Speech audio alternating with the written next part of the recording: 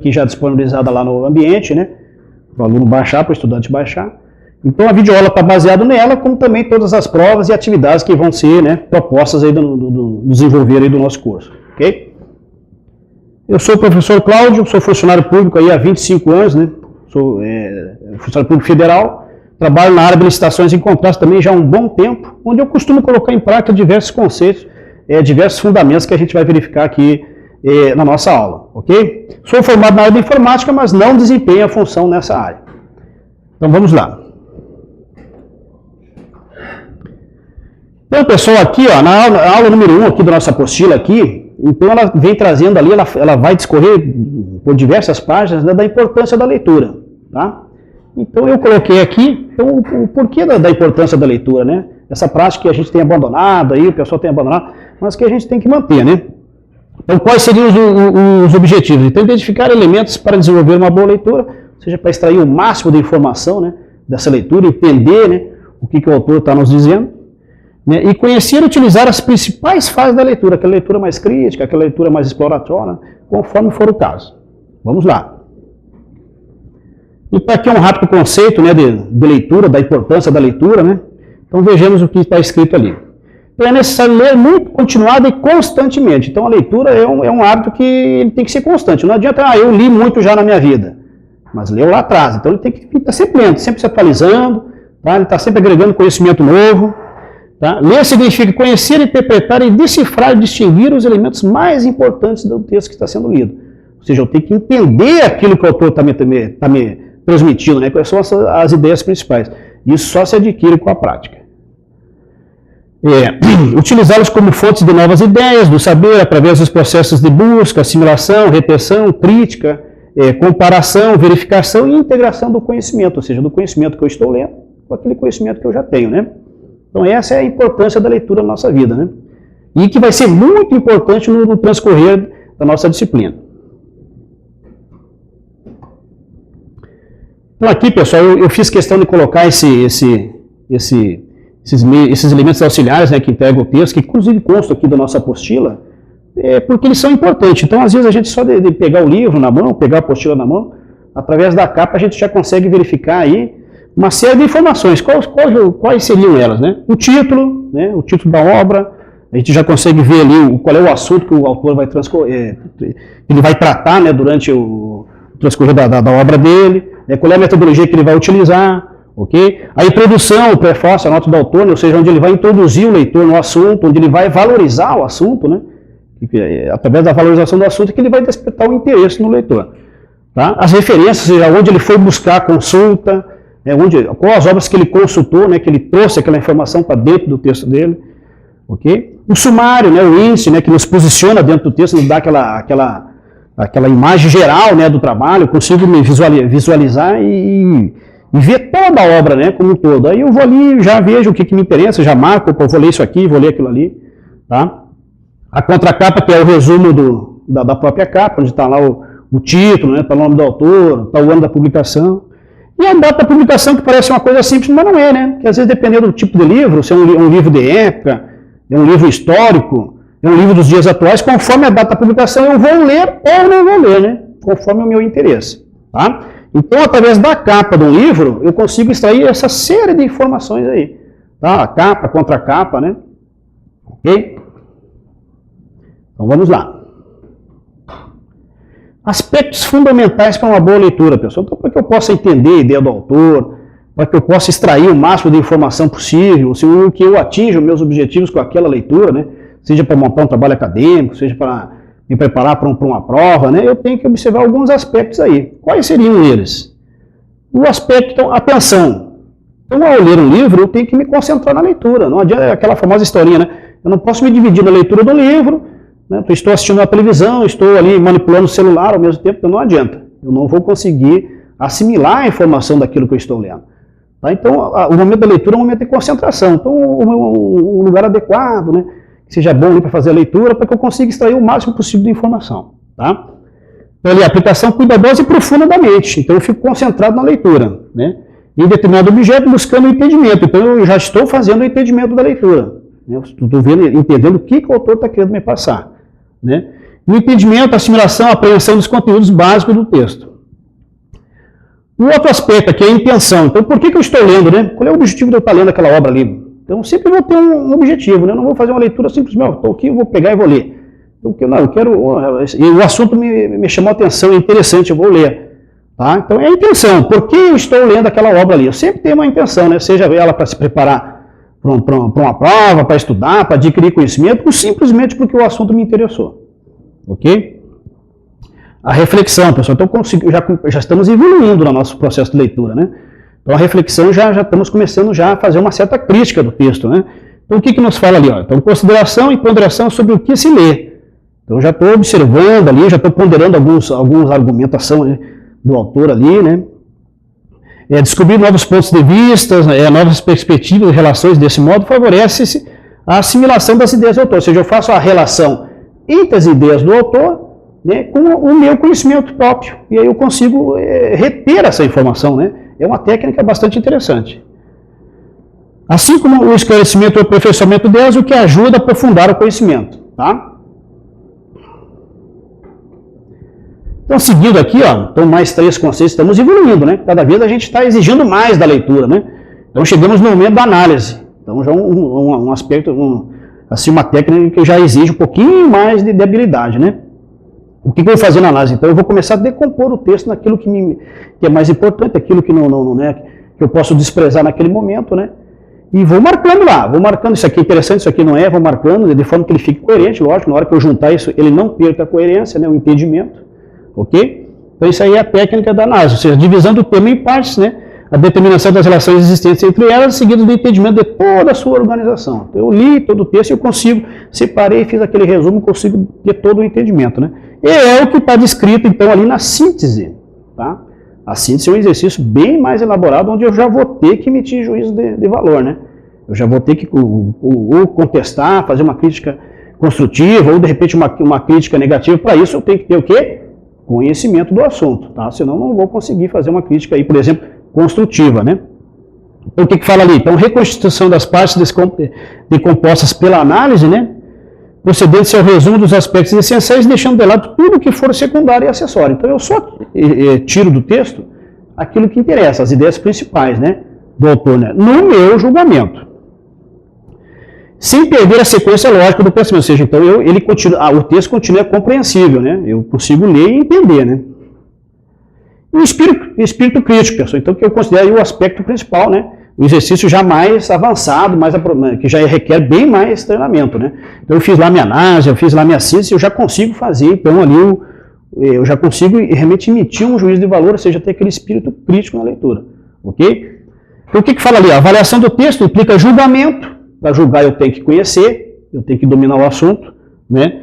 A comparação, a aprovação ou não, mesma coisa, né? Aceitação ou refutação das ideias do autor e os diferentes colocações de pontos de vista. Então, para isso, pessoal, eu preciso ter argumentos, eu preciso ter o quê? Bagagem, né?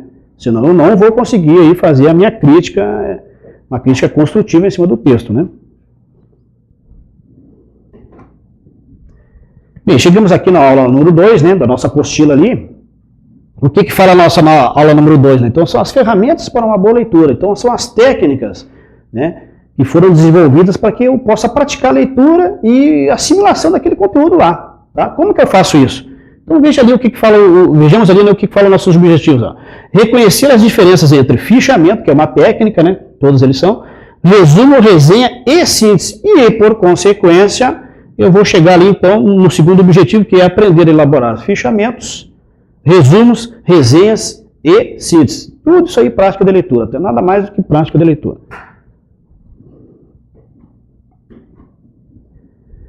Aqui, então, um rápido conceito aí sobre fichamento, né, que é uma técnica bastante utilizada, já foi muito mais, né, hoje um pouquinho menos, mas bastante utilizada aí no meio acadêmico, né, no meio científico se usa muito, tá?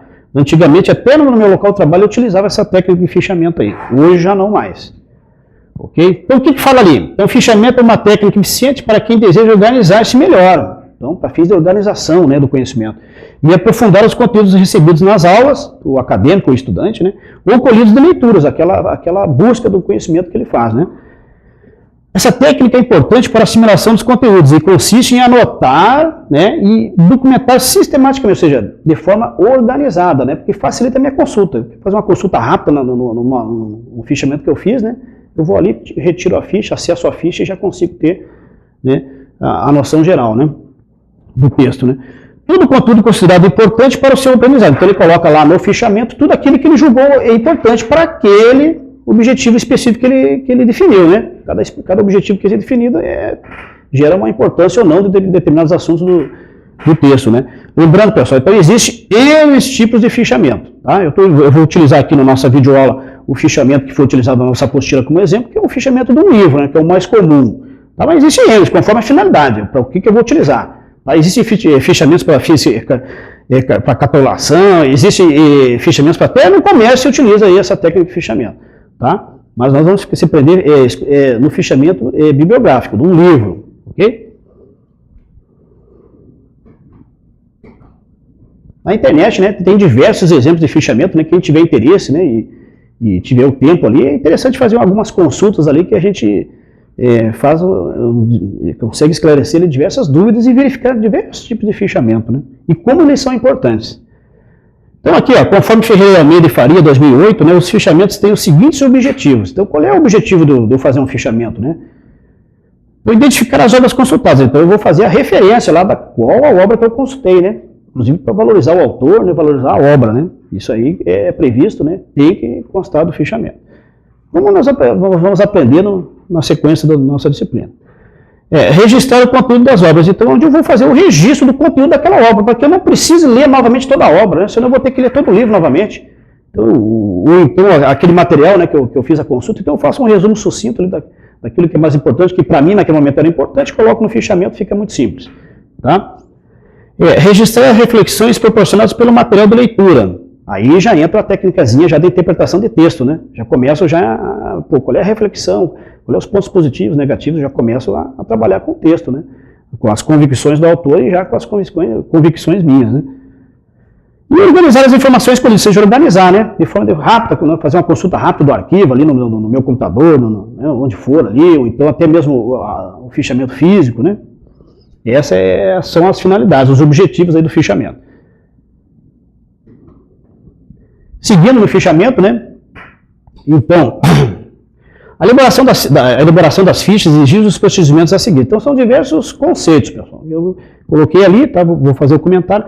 Depois, eu coloquei um exemplo no fichamento, ele fica bem fácil, né, de massificar essa ideia aí. Então, a gente olhando aqui, parece uma coisa complexa, mas a gente vai ver que não é. É bem simples, basta praticar. Tá? Seguir o modelo, que normalmente é baixado o modelo, o estudante segue aquele modelo ali. Ele só vai ter que fazer a leitura, né? Então, ali, qual é o primeiro procedimento? Então, o corpo da ficha consistirá no resumo da obra. Né? Então, eu vou ler, vou fazer meu resumo. Então, qual é o item principal do fichamento? O resumo da obra, né? Para que evite que eu tenha que consultar a obra original. Tá? Devendo ser sucinto, seletivo e objetivo. Né? Então, ele é sucinto, poucas palavras, ele é seletivo, eu vou pensar só aquilo que me interessa, e é objetivo, não fico dando volta, né? Eu já vou direto no assunto ali e faço o resumo da ideia principal. E respeitando a ordem das ideias apresentadas numa linguagem clara, correta, coerente e concisa, né, de fácil compreensão, para qualquer pessoa que faça a leitura, né, não somente aquele camarada que fez o fichamento. Né. O fichamento deve conter apenas o resumo das ideias do autor, então evitar de ficar divagando. Né. Eu estou fazendo um resumo lá de um livro X e já estou pensando no outro, já estou colocando ideias de outro, então eu me mantenho aquele autor, naquele objetivo, naquele livro ali que eu estou fazendo, naquele material que eu estou fazendo o fichamento. Tá? Pode também apresentar o resumo que sintetiza o conteúdo. Então, o resumo que sintetiza, ou seja, eu posso resumir ali as ideias do livro, né? E vem depois fazendo as citações daquilo que eu achei que eu julguei interessante, que eu julguei importante, e mencionando a página, né? Entre aspas, mencionando a página. Tá? A gente vai ver na prática, vai ficar mais fácil de visualizar. Tá? Isso aí facilita o entendimento da ficha. Então, pô, essa informação aqui, essa ideia que está aqui, aí eu vejo lá, o autor tratou aqui, tratou ali, aqui ele mencionou, tá? Os diversos conceitos que eu achei interessante. Conforme está ali, né? Ou seja, seguindo as citações, das transcrições mais significativas de trechos do conteúdo, sempre entre aspas, com a indicação da respectiva página, o que torna a ficha mais completa, né? A indicação da página, quando for uma citação direta, ela é obrigatória, né? Eu tenho que colocar a indicação da página para que a pessoa que faça a leitura daquela ficha consiga, se for o caso, ela vai lá e faz a validação da informação. E estou aí respeitando o autor, né, o direito autoral do autor. Seguindo no fichamento, né, então mais dois conceitos aí, ó, a organização das fichas, então tem que ser organizado de forma que facilite o acesso. Não adianta eu fazer um fichamento de diversas obras e organizar aquilo aí de forma que eu não consiga me achar mais. Então perdeu-se aí a finalidade, né? Então ele deve ser organizado. Então a organização das fichas deve ser feita de modo que permita a identificação posterior da página, da obra onde se localiza esse ou aquele conceito. Então, um exemplo, colocar a citação do autor e não menciona a página. Não me adianta nada, eu vou ter que ler a obra todinha até conseguir achar aquela citação, um exemplo, né? E dê o argumento bem como a distinção das expressões, das palavras do autor, né? Então, tudo aquilo que eu estou achando interessante, eu vou colocando ali, vou citando a página, vou fazendo a minha interpretação, né?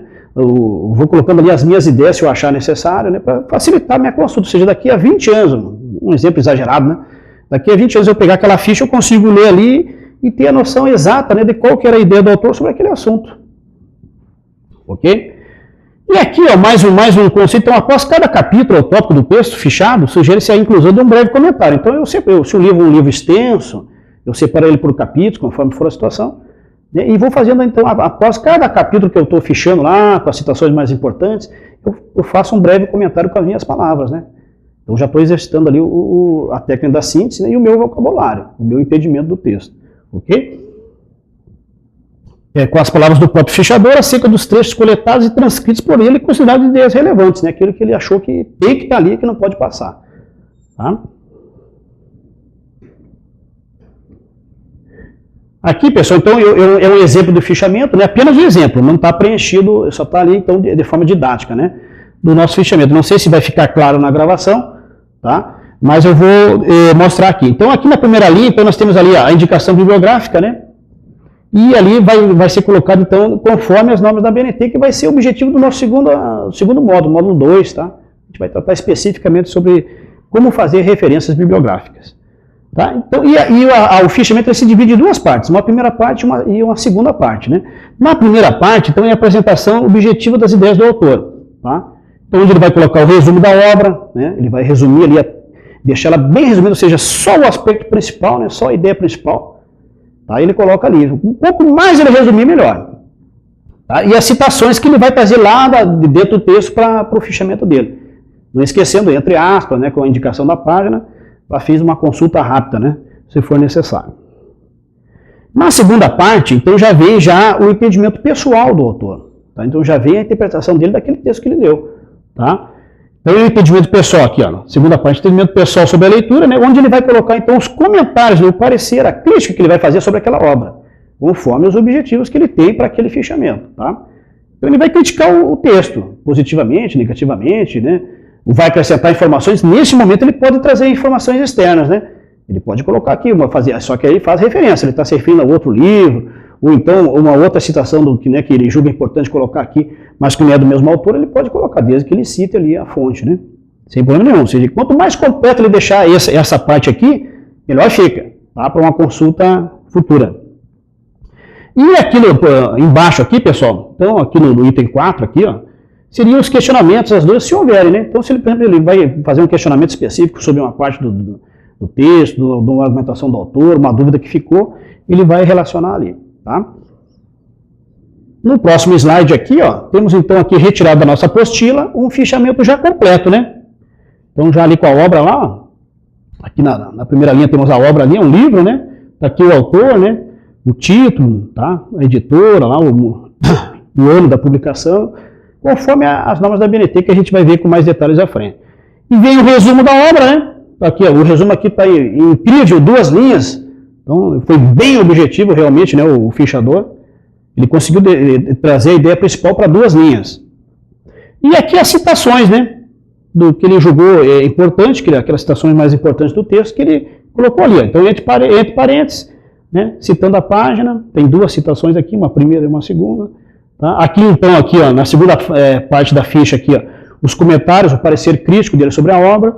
Tá? Requer conhecimento, tá? Não há como fazer uma crítica sem ter conhecimento do assunto. Então, tem que ter conhecimento, requer, então, que o camarada tenha uma vivência, né? A pessoa tenha uma vivência sobre aquele assunto ali. E os questionamentos, se houverem, né? Ele também inclui na sua ficha ali. Ele pode trazer outras informações também que ele julgar importantes. Se for importante para aquele fichamento especificamente, ele coloca aí, sem maiores problemas. Ok? Então, esse aqui é o modelo constante lá da nossa apostila, tá? Bem, pessoal, então nós finalizamos ali o fichamento, né? Que é a primeira técnica, né? E agora vamos partir para a segunda técnica, que é resumir um texto, tá? Então a gente inicia resumindo um texto, depois nós vamos fazer uma resenha, depois nós vamos fazer uma síntese, então a gente vai evoluindo, né? Vai evoluindo no conhecimento. Então, o que seria um resumo, né? Segundo a nossa apostila, segundo o conceito da apostila, que é isso aí mesmo, né? Está batendo bem no objetivo. Resumir e apresentar de forma breve, concisa e seletiva um determinado conteúdo. Isto significa reduzir a termos breves e precisos a parte essencial de um texto. Então, termos breves, pessoal. Então, eu tenho que resumir o máximo possível aquele texto, sem que a ideia principal do texto, seja a argumentação principal do autor ali, ela se perca, né? Então, eu vou resumindo até que eu chego um momento que eu não consigo mais resumir. Pronto, aí o nosso resumo está ok. Exige que tenha a prática, né? Exige que o cara esteja ali praticando para conseguir fazer um resumo realmente, que ele consiga resumir e não se perca nesse resumo, né? Então, seguindo no resumo, né? Então, o que um resumo deve ter, né? Imprescindível no resumo bem feito, né? Bem conduzido. Ele deve ser breve e conciso, né? Breve e com poucas palavras, né? Não adianta eu fazer um resumo e eu vou acabar aumentando o texto original, não adianta nada, né? Ou então ficar colocando lá interpretações minhas, ou então palavras minhas lá que nem estavam no texto original. Então, no resumo de um texto, por exemplo, deve-se deixar de lado os exemplos dados pelo autor. Então, tudo aquilo que for secundário, que não vai interferir na ideia principal, eu retiro tudo. Tá? Então, esse geralmente é o primeiro resumo, né? A gente já vai riscando, vai cortando, né? Aprende a fazer isso, né, com o tempo. Às vezes recebe lá um exemplo, recebo um documento lá de 20 páginas. Eu não vou ler aquele negócio inteiro, né? Eu já sei aonde eu devo ler, então já venho arriscando, até que eu consigo deixar só aquilo que me interessa. Tá? É a técnica do resumo, né? Sem que se perca ali a ideia principal, né? Aquilo que eu tenho que ler, aquilo que eu tenho que entender, né? Que não posso deixar passar. Ele deve ser, então, logicamente estruturado, né? Um resumo não é apenas um apanhado de frases soltas, né? Então ele deve trazer as ideias centrais, né? O argumento principal do autor, né? Daquilo que você está resumindo. Então não é apenas eu ir cortando, quando eu ver eu não entendo mais nada. Tá? Então ele tem que ser coerente e seguir uma lógica, né? Não posso fazer ali supressões de ideias ali que vai deixar o texto vago, né? Ou que não vai completar uma ideia anterior que o autor ainda não tenha finalizado, né? E tem que ser coerente, né? Então as ideias devem ser apresentadas em ordem lógica, né? Ou seja, tendo uma relação entre elas, tornando o texto do resumo compreensível, ou seja, legível, né? Eu consigo ler e entender a ideia principal do autor. Ou seja, se eu ler o resumo, eu consigo ter a noção da obra inteirinha dele. Tá? Só não tem os detalhes, que aí eu vou ter que ler a obra como um todo, né? Bem, pessoal, então o resumo era o que nós vimos aí. Então a gente vê que o resumo é simples, né? Não é uma técnica muito difícil, ela basta só prática, né? Praticar ali, ficar fazendo ali, pega um texto curto, começa com um texto curto, né? Resume e depois, quando vê, já está conseguindo resumir aí textos bem maiores, bem mais longos, né? E mais complexos, que o difícil é resumir um texto complexo. Tá? Chegamos na resenha, então já uma técnica um pouquinho mais, que exige um pouquinho mais, né, do leitor, né? Por que isso? Então, para Ferreira Almeida e Faria, a resenha consiste na apresentação sucinta e apreciação crítica do conteúdo de uma obra inteira. Então, eu vou ler aquela obra inteira e depois eu vou fazer o meu juízo de valor em cima dela. Tá? Eu vou fazer ali uma crítica, né? Seja ela construtiva ou não, né? Então eu tenho que ter conhecimento de causa e tenho que entender o que eu estou lendo, senão eu não vou conseguir completar, né? Essa resenha aí. Muita resistência, né? Lembro os tempos acadêmicos, falavam em resenha e ninguém queria fazer, né? Que sabia que tinha que resumir e depois ainda por cima ia ter que escrever, né? Ia ter que colocar no seu entendimento, com as suas palavras, aquilo que ele leu. Tá? Porque ela requer bem mais realmente que apenas um resumo, né? Ou seja, então compreende o resumo e o comentário de uma obra científica ou literária, conforme for o caso, né? Então, seguindo na resenha, né, então os principais itens aí da resenha, né? Então, aquilo que tem que constar lá, que é imprescindível. Então, é o resumo das ideias principais de uma obra. Então, primeiro eu faço o resumo, primeiro eu faço a leitura, enxugo ao máximo que eu posso, né? Aperto o livrinho lá o máximo que eu posso apertar, né? E aí passo para a segunda fase, que é fazer a apreciação crítica, onde eu vou concordar ou discordar ali da argumentação do autor, tá? Mas sempre o que, pessoal? Fundamentado. Não adianta eu querer criticar o autor se eu não tenho fundamentação. E para que eu tenha fundamentação, eu preciso conhecer o assunto, tá? Eu preciso procurar lá onde é que aquilo está fundamentado, onde a minha ideia está fundamentada. O que já foi publicado sobre aquele assunto? Então eu vou lá e verifico. Não é só ideias vagas, né? Da minha cabeça. Não, tem que ter, está escrito, está fundamentado. Já existem trabalhos a respeito, eu vou mencionar ali e assim vai indo, né? É exercício de leitura, né? E aqui, por último, ali, a justificativa da apreciação realizada, ou seja, por que eu estou fazendo essa resenha, qual é o motivo, né? Qual é a finalidade dela? Bem, pessoal, então encerramos ali a resenha, né? E chegamos aqui, ó, no ponto alto aqui, do nosso módulo 1, né? Da nossa apostila aí, que é realizar uma síntese. Nós vamos falar diversas vezes sobre síntese aí, até o final da nossa disciplina, tá?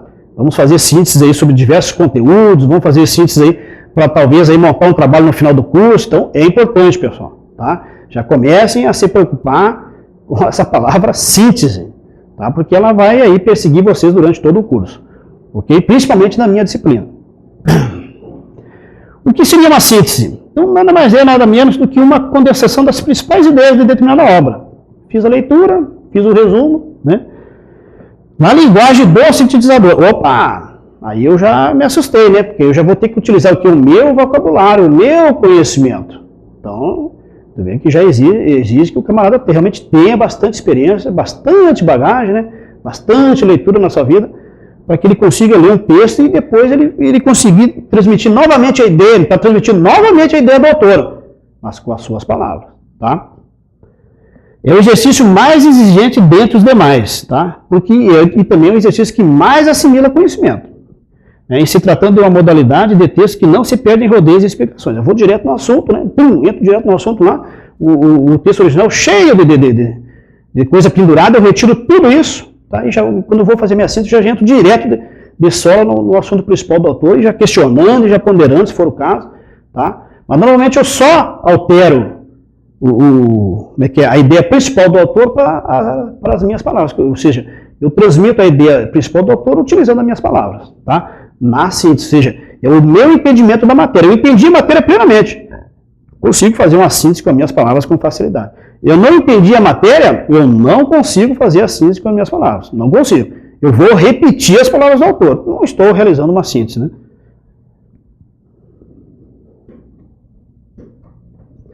Então, seguindo na síntese, né? Então, mais um conceito aí sobre síntese, né? O texto da síntese inicia-se com a apresentação do tema. Então, primeiro eu vou identificar o assunto, né? Como faço isso? Então, com a apresentação do tema, do nome do autor, da tese, né? Se caso ela exista. E depois a exposição das ideias inerentes ao tema, né?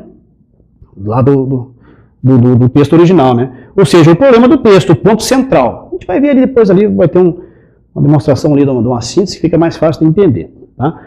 O interessante da síntese é que a síntese é sempre redigida na terceira pessoa, de forma concisa e clara. Tá? A gente vai ver na prática ali como que isso fica. Então, por que isso? Eu estou escrevendo sobre alguém ou eu estou falando de alguém. Então, eu sempre uso a terceira pessoa.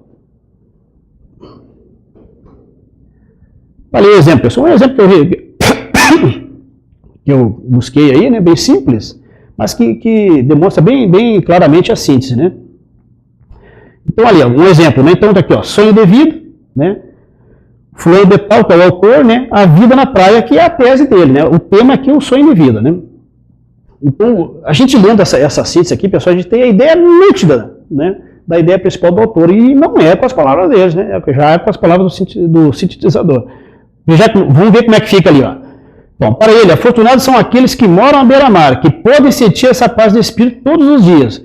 Por ironia do destino, Roberto, ele, né, teve que voltar para sua cidade natal. Ele almeja frequentemente estar na praia. Então, o que se entende aí, pessoal? É uma pessoa que morou por um longo tempo no litoral, na praia, que gosta de estar lá, e por motivos alheios ele teve que sair, né, teve que retornar para a sua cidade natal, mas que um dia ele pensa em voltar. Então, eu consigo ler claramente e entender. Vamos lá. Então aqui, pessoal, chegamos ao final aí da nossa disciplina, módulo 1, tá? É uma disciplina constituída aí de 3 módulos, né? O módulo 1 ele é um módulo um pouquinho mais curto, o módulo 2 um pouco mais extenso, né? E o módulo 3, então, que fecha lá a disciplina, né? Já é bem mais extenso, já com bastante informação, ok? Mas vamos treinar, então, aí a leitura, vamos treinar aí a síntese, né? Vamos treinar o resumo, a resenha, porque a gente vai utilizar durante os próximos módulos aí, ok? Então eu peço então que realize os exercícios previstos na apostila, né? Lá na aula 1, na página 20, na aula 2, na página 27 e 28, né? Desejo a todos sucesso nas provas e nas atividades que serão propostas, né? Que todo mundo aí tire a melhor nota possível, né? E no próximo módulo, que vai ser o módulo 2, então nós vamos abordar aí as aulas de 3 a 5 da apostila, que vai ser especificamente já sobre as normas da ABNT, né?